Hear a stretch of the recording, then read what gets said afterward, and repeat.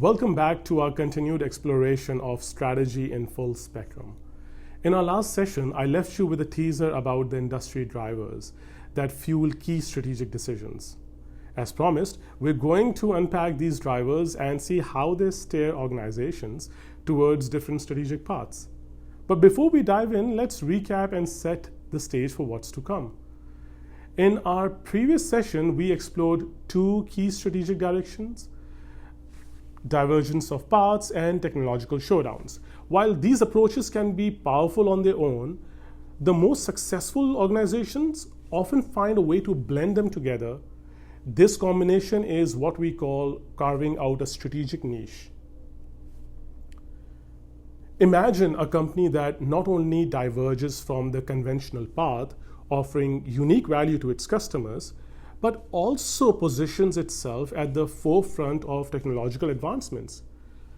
This dual approach can enable an organization to navigate complexities of a market landscape with great agility. And by occupying this strategic niche, a company can build a formidable competitive advantage. As in this case, it's just not about being different or technologically advanced, it's the best of both.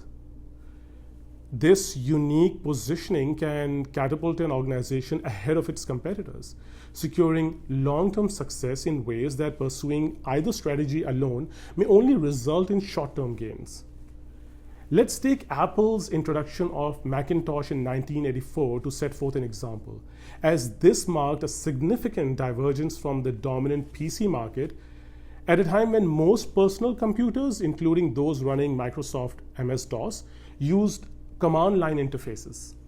The Macintosh featured graphical user interface, or GUI, which was a revolutionary technology developed by Xerox PARC and further refined by Apple.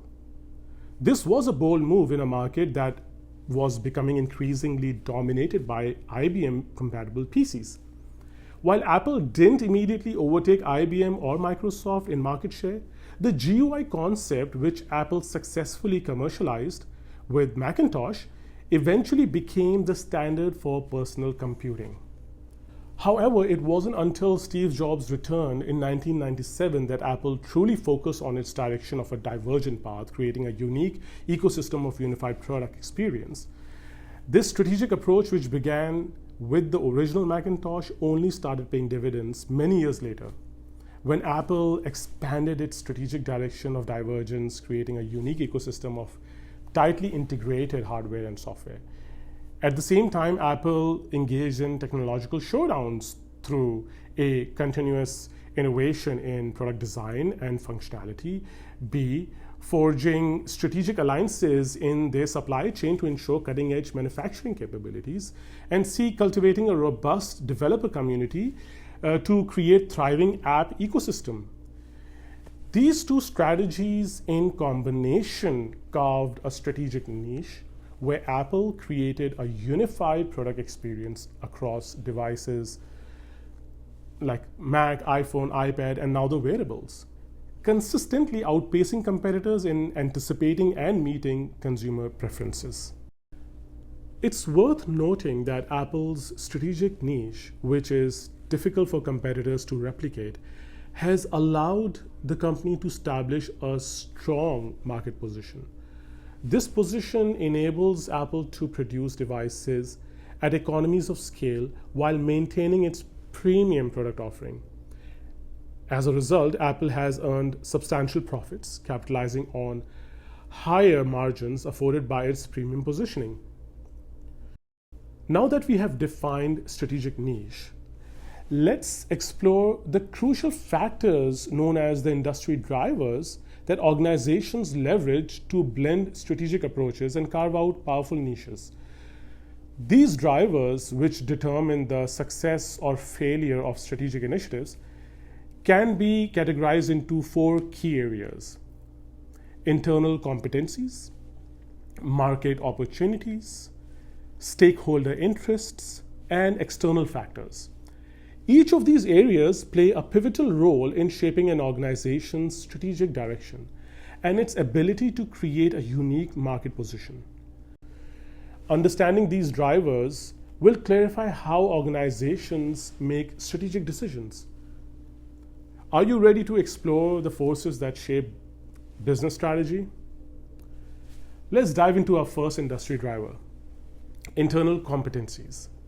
These refer to organizational know-how and capabilities in leveraging technology to drive innovation, improving efficiency, and enhancing the competitiveness of its workforce, thereby maximizing all resources at its disposal.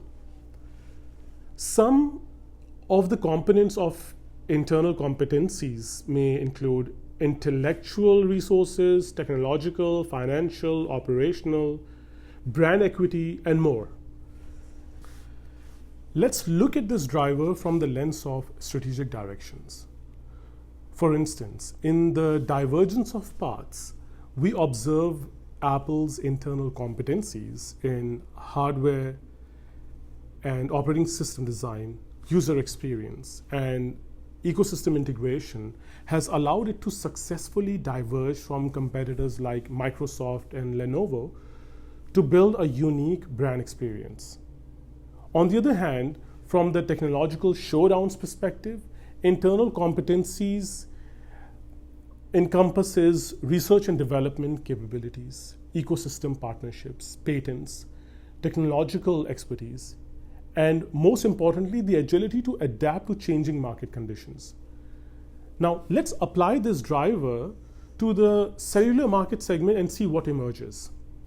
Take Nokia and BlackBerry, for instance. Both companies initially led the market with their innovative approaches.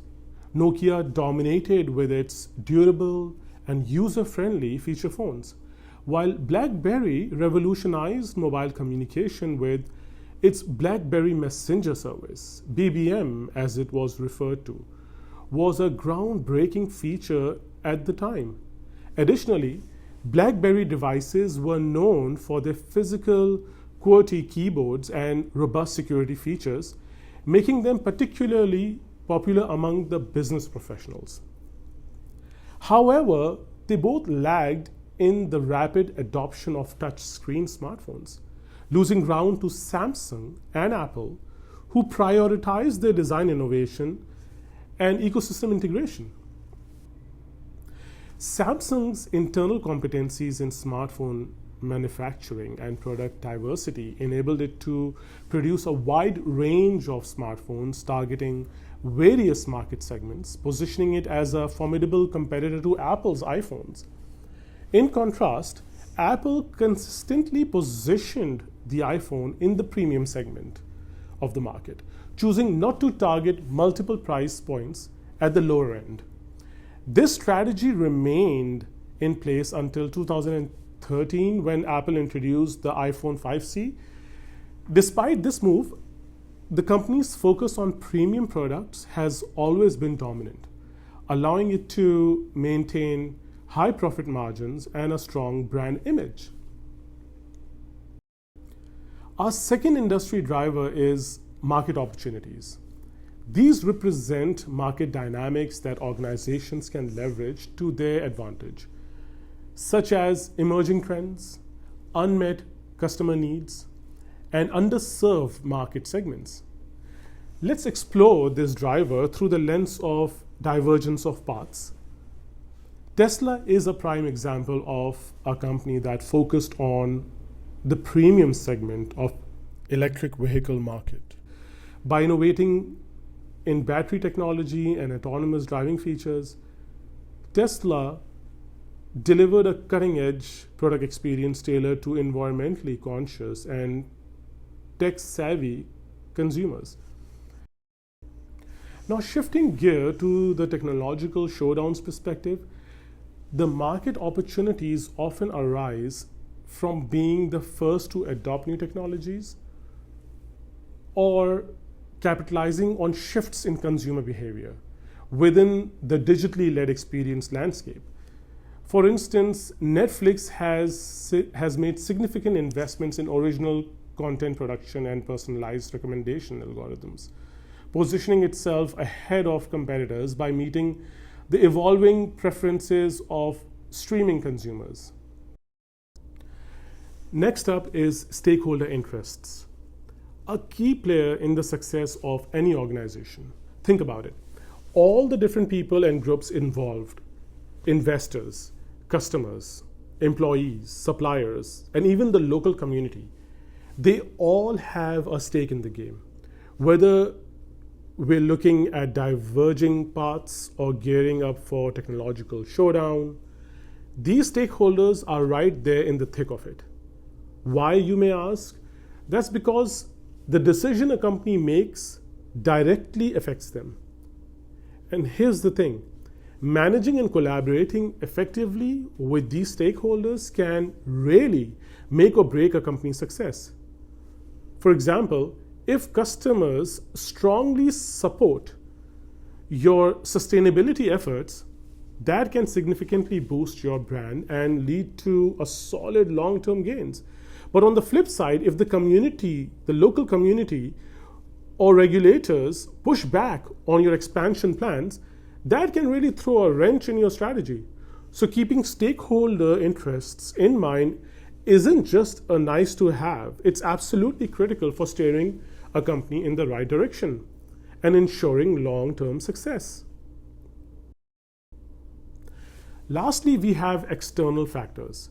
These are various influences that an organization cannot directly control but must navigate skillfully to shape its strategic decision making.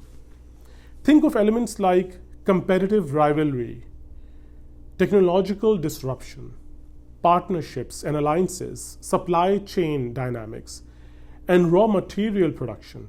Each of these factors plays a crucial role in guiding strategic decisions and overall performance. Let's consider the instance of competitive rivalry. This can push a company to innovate or risk losing market share. If we draw an example from the beverages market, the intense competition between Coca-Cola and Pepsi has led both companies to continuously innovate their product lines, marketing strategies to capture consumer attention and loyalty. Moving on, we have technological disruption as another critical external factor. Consider how the rapid rise of streaming service like Netflix disrupted the traditional cable TV industry. Companies that couldn't adapt to this technological shift struggled to survive, while those that embraced streaming thrived. In essence, external factors, of which there can be many more, require companies to be agile and responsive, continually reassessing and adjusting their strategies to navigate these unpredictable elements.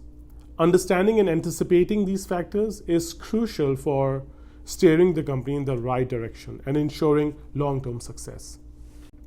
As we have explored these four crucial industry drivers, internal competencies, market opportunities, stakeholder interests, and external factors, we've laid the groundwork for understanding the complex landscape in which strategic decisions are made. These drivers intertwine and interact, creating a dynamic environment that challenges even the most seasoned business leaders. But here's where it gets really interesting. Our next and final session will bring all of these pieces together to answer the burning question that has been at the heart of our journey. What exactly is strategy? We'll synthesize everything we've learned to craft a definition that encapsulates the essence of strategic thinking and decision making in today's business landscape. So stay tuned for our grand finale. We'll unravel the mysteries of strategy, drawing on real-world experiences. Trust me, you won't want to miss this conclusion of our strategic exploration.